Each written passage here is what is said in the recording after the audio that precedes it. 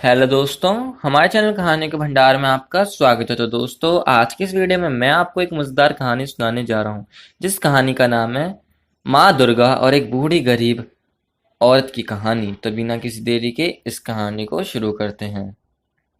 बहुत पुराने समय की बात है।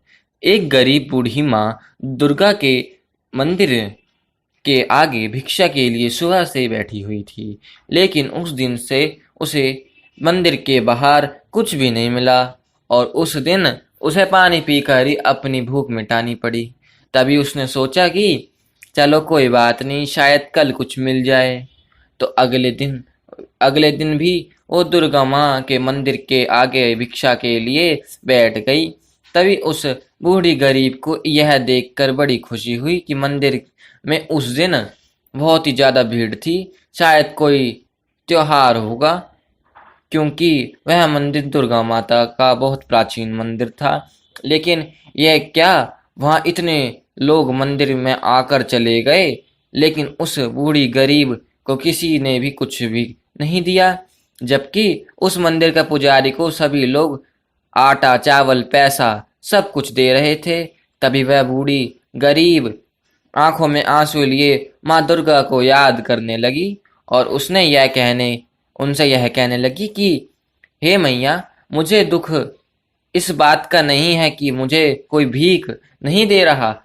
मुझे तो केवल दुख इस बात का है कि भरे हुए घर को हर कोई इंसान और भी ज्यादा क्यों भरता रहता है और और बेड़ चलता रहता है। लेकिन क्या किसी को भी हम जैसे भूखे और गरीब लोगों के खाली हाथ बिल्कुल भी नजर नहीं आते? ऐसा क्यों होता है मैया? और अगर ऐसा ही चलता रहा तो हम जैसे गरीब लोगों का क्या होगा? दुर्गा मैया ने दुर्गा मैया से मन में इतना कहने के बाद उस बूढ़ी माँ ने सोचा कि शायद आज भी मुझे भूखा ही सोना पड़ेगा। इतने में ही ना जाने कहां से एक सुंदर सी कन्या उस दुर्गा माँ के मंदिर की सीढ़ियां चढ़ने लगी। और जैसे ही मौसम जैसे मौसम ही बदल गया हो, और जैसे ही वह सुंदर सी कन्या उस पंडित के पास पहुंची, तो उस समय वहां उस गांव का एक बहुत ही धनवान व्यक्ति खड़ा हुआ था। तो जैसे ही उस धनवान व्यक्ति ने अपनी पैसों और लड्डू बर्फी से भरे हुए थैली पूजा के लिए पंडित को पकड़ाने लगे, तो वैसे ही उस कन्या ने उन्हें रोकते हुए कहा कि हे धनवान व्यक्ति, तुम ये पैसे लड्डू बर्फी से भरी हुई थैली इस मंदिर के बाहर बैठी उस गरीब बुढ़िया को दे दो। वह बेचारी कल से भूखी है और उसकी सहायता करना तुम्हारा कर्तव्य है, जबकि दुर्गा माँ ने तुम्हें तुम्हारी मेहनत का खूब धन दिया है। लेकिन उस धनवान व्यक्ति ने अपना घमंड दिखाते हुए उस छोटी सी कन्या से कहा कि तुम कौन होती हो मेरी दुर्गा माँ की पूजा के बीच में आने वाली? मैं यह अपना सारा धन इस बूढ़ी गरीब पर क्यों लौटाऊं? तब उस कन्या ने उस धनवान व्यक्ति को दोबारा कहा कि हे धनवान व्यक्ति, मन मान जाओ, यह पैसे की थैली तो तुम्हें गरीब बुढ़िया को ही देनी होगी। लेकिन उस धनवान व्यक्ति ने उस सुंदर कन्या की बात ना मानकर पैसों की थैली उस पंडित को जैसे ही पकड़ाने लगा, वैसे ही उस कन्या ने जोर से धरती पर अपना पैर पैर मारा, जो जैसे ही पूरी धरती ही हिलने लगी हो।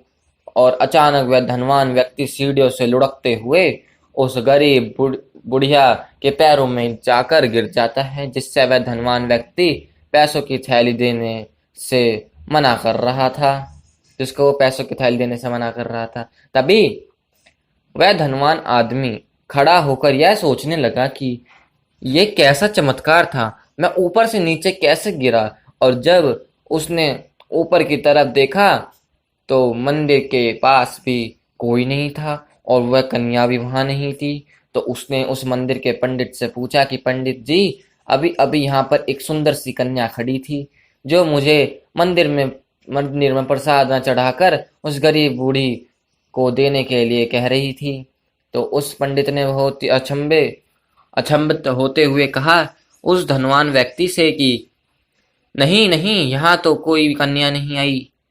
और और तो और मैंने तो आपको भी यहाँ अभी अभी देखा है। इतना सुनते ही उस धनवान व्यक्ति की आंखों में दुख भरे आंसू आ जाते हैं और वो सब समझ जाता है कि वो कन्या कोई और नहीं बल्कि माँ दुर्गा थी। मगर मैं उन्हें क्यों नहीं पहचान पाया और उनका कहा भी मैंने क्यों नहीं माना। तभी वह धनवान व्यक्ति दुर्गा माँ की मूर्ति के आगे रोते हुए हाथ जोड़कर यह कहने लगता है कि मुझे माफ कर दो माई, मैं आपका इशारा समझ नहीं पाया, लेकिन अब मैं आपके दर्शन से धन्य हो गया हूँ माई। और यह सब धन दौलत तो मैं आपकी वजह से है। और अब मैं इस धन और दौलत को गरीबों की सहायता में लगा दूंगा। तभी उस समय वो धनवान आदमी उस बूढ़ी गरीब औरत के पास जाता है और उसने वह कुछ पैसे और कुछ खाने के लिए दे देता है। तो वह बूढ़ी गरीब औरत उसे खूब आशीर्वाद देती है और कहती है कि तुम हमेशा धनवान रहो और माता रानी तुम्हारी और तुम्हारे परिवार की हमेशा रक्षा करे। ऐसा आशीर्वाद ऐसे आशीर्वाद से उस धनवान व्यक्ति को बहुत ही खुशी मिली और तभी से उस आदमी को कोई भी गरीब मिलता तो वह उसकी सहायता जरूर करता। तो दोस्तों, वह ईश्वर भी हम वो ईश्वर भी हमें कभी नहीं कहता कि मंदिर में आप धन दो, बल्कि आप किसी मंदिर की बजाय उन लोगों की करो जिन लोगों को वाकई में आपकी सहायता की ज़रूरत है। क्योंकि दोस्तों, ईश्वर ने तो हमें खाना पीना कपड़ा मकान सब दिया है, मगर क्या आपको भी यह देखकर यह देखकर कभी भी अच्छा लगेगा कि जब आपके ही सामने कोई गरीब सिर्फ दो रोटी के लिए आंसू बहा रहा हो। इसलिए हमेशा हम सभी को गरीबों की सहायता करनी चाहिए। तो दोस्तों, अगर आपको हमारी ये कहानी अच्छी लगी हो तो प्लीज़ हमारे चैनल को लाइक करें, सब्सक्राइब करें और शेयर करें। जय माता दी दोस्तों।